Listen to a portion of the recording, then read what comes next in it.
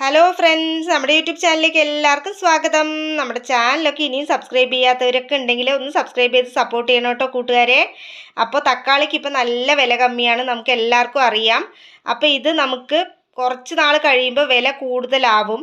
അപ്പോൾ ആ സമയത്തേക്ക് നമ്മൾ ഇത് ഇപ്പം തന്നെ എന്തെങ്കിലും ഒരു റെസിപ്പി ഉണ്ടാക്കി ആ സമയത്തേക്ക് സേവ് ചെയ്യാൻ പറ്റിയാൽ അത്രയും നല്ലതല്ലേ. അപ്പം നമുക്ക് ഈസി ആയിട്ട് ഉണ്ടാക്കാൻ പറ്റിയ ഒരു റെസിപ്പിയാണ് കേട്ടോ തക്കാളി തൊക്ക് എന്ന് പറയുന്നത്. അപ്പോൾ തക്കാളി തൊക്ക് എങ്ങനെയാണ് ഉണ്ടാക്കണമെന്നുള്ളത് നമുക്ക് നോക്കിയാലോ.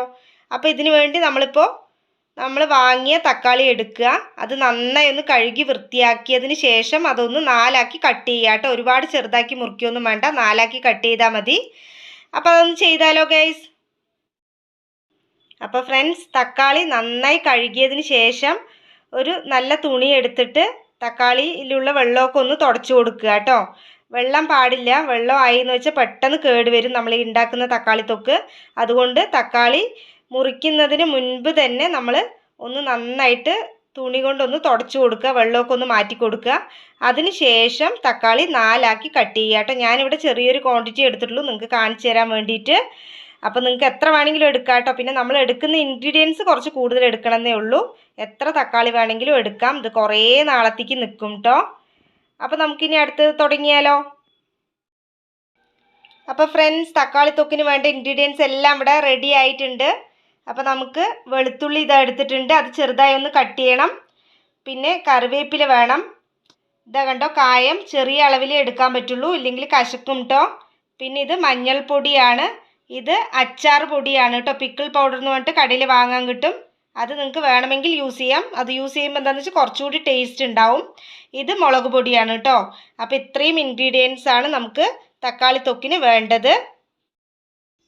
അപ്പോൾ ഫ്രണ്ട്സ്, അപ്പോൾ നെക്സ്റ്റ് നമ്മൾ പാൻ വെക്കുക, അതിലോട്ട് കുറച്ച് വെളിച്ചെണ്ണയും കുറച്ച് നല്ലെണ്ണയും ഞാൻ യൂസ് ചെയ്തിട്ടുണ്ട് കേട്ടോ. നല്ലെണ്ണേൻ്റെ ടേസ്റ്റ് ഇഷ്ടമല്ലാത്തവർക്ക് അത് അവോയ്ഡ് ചെയ്യാവുന്നതാണ് കേട്ടോ. അപ്പോൾ ഇത് രണ്ടും കൂടി ആകുമ്പോൾ നല്ല ടേസ്റ്റ് ആയിരിക്കും. അപ്പോൾ അതാണ് ഞാൻ നല്ലെണ്ണ കുറച്ച് ഒഴിച്ചു, പിന്നെ വെളിച്ചെണ്ണ കുറച്ച് ഒഴിച്ചിട്ടുണ്ട് കേട്ടോ. ഇനി ഇതിലോട്ട് നമ്മൾ എടുത്തു വെച്ച ഇൻഗ്രീഡിയൻസ് എല്ലാം ഒന്ന് വഴറ്റിയെടുക്കാം. അപ്പോൾ ഫ്രണ്ട്സ്, നമ്മൾ ഇതിലോട്ട് കായം, വെളുത്തുള്ളി, കറിവേപ്പില ഇത് മൂന്നും ഇട്ട് കൊടുത്തു കേട്ടോ. ഇട്ട് കൊടുത്തിട്ട് നന്നായി ഒന്ന് വഴറ്റിയെടുക്കാം. പിന്നെ നമ്മൾ എടുത്തു വെച്ച മുളക് പൊടി, അച്ചാർ പൊടി, അതുപോലെ തന്നെ മഞ്ഞൾപ്പൊടി നമ്മളിപ്പോൾ ആഡ് ചെയ്യാൻ പറ്റില്ല. ഇതൊന്ന് ഫ്രൈ ആയതിന് ശേഷം നമ്മൾ ഫ്ലെയിം ഓഫ് ചെയ്തിട്ട് വേണം ആഡ് ചെയ്യാൻ, ഇല്ലെങ്കിൽ ഒരു കരിഞ്ഞ മണം വരും. അപ്പോൾ നമുക്കിതൊന്ന് നന്നായി ഫ്രൈ ആവട്ടെ, അതിന് ശേഷം ആ പൊടിയൊക്കെ ഒന്ന് ആഡ് ചെയ്ത് കൊടുക്കാം കേട്ടോ. അപ്പോൾ നമ്മുടെ ഐറ്റംസ് ഒക്കെ ഒന്ന് ഫ്രൈ ആയിട്ടുണ്ട്, ഞാൻ ഫ്ലെയിം ഓഫ് ചെയ്തു കേട്ടോ. ഇനി ഇതിലോട്ട് നമുക്ക് പൊടിയൊക്കെ ഇട്ട് കൊടുക്കാം. നമ്മൾ എടുത്തു വെച്ച പൊടിയാണിത്, എന്താ കണ്ടില്ലേ, മഞ്ഞൾപ്പൊടി, മുളക് പൊടി, അതുപോലെ തന്നെ അച്ചാർ പൊടി കേട്ടോ. ഇത് മൂന്നും നമ്മൾ ഇട്ട് കൊടുത്തു. ഇനി ഒന്ന് ജസ്റ്റ് നമ്മളൊന്ന് ഇളക്കി കൊടുക്കുക. ഇതാ കണ്ടില്ലേ, നമ്മൾ ഫ്ലെയിം ഓഫ് ചെയ്തിട്ട് തന്നെ ചൂടുണ്ട് കണ്ടില്ലേ. അപ്പോൾ ഇതിൽ തന്നെ ആയിക്കോളും. അപ്പോൾ നന്നായി ഒന്ന് ഇളക്കി കൊടുത്തിട്ട് അതിന് ശേഷം തക്കാളി ഇടാം കേട്ടോ. ഫ്ലെയിം ഓൺ ചെയ്യുക കേട്ടോ. അതിന് ശേഷം തക്കാളി അതിലോട്ട് ഇട്ട് കൊടുക്കുക. ഇതാ കണ്ടില്ലേ, എന്നിട്ട് നന്നായി ഒന്ന് ഇളക്കി കൊടുക്കുക കേട്ടോ. ആവശ്യത്തിന് ഉപ്പിടുക, അടച്ച് വെച്ച് കുറച്ച് നേരം ഫ്രൈ ആക്കുക. നിങ്ങൾക്ക് പിന്നെ കായം വേണമെങ്കിൽ കായപ്പൊടിയാണെങ്കിൽ യൂസ് ചെയ്യുക കേട്ടോ.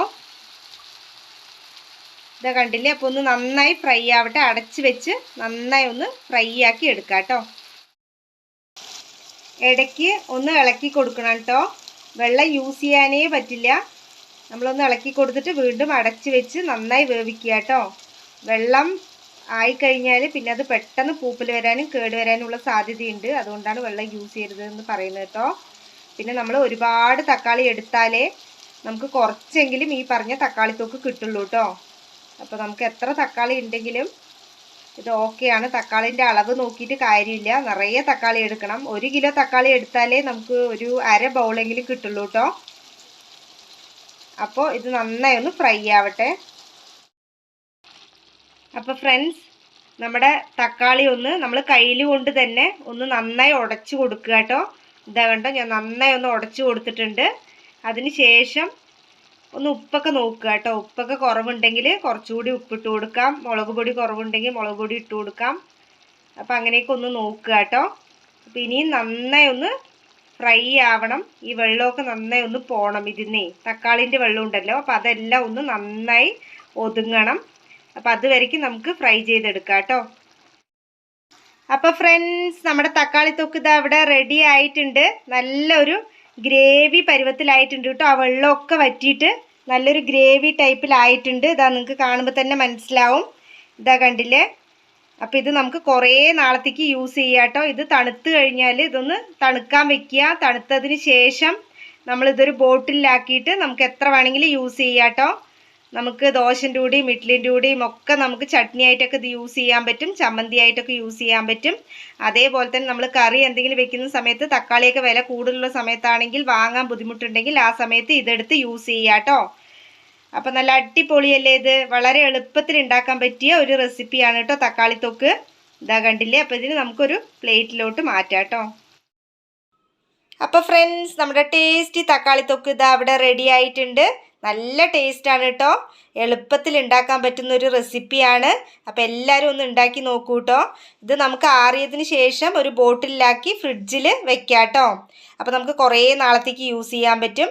അല്ലാന്നുണ്ടെങ്കിൽ നമുക്കിത് അതുപോലൊരു കുഞ്ഞ് ഭരണിയിലാക്കിയിട്ട് ഡൈനിങ് ടേബിളിൽ വെച്ച് കഴിഞ്ഞാൽ നമുക്ക് ഇടയിലിടയിൽ യൂസ് ചെയ്യാമല്ലോ. അപ്പോൾ നമുക്കിത് ദോശ, ഇഡ്ഡലി, അതുപോലെ തന്നെ ചോറ് എല്ലാറ്റിൻ്റെ കൂടി യൂസ് ചെയ്യാം.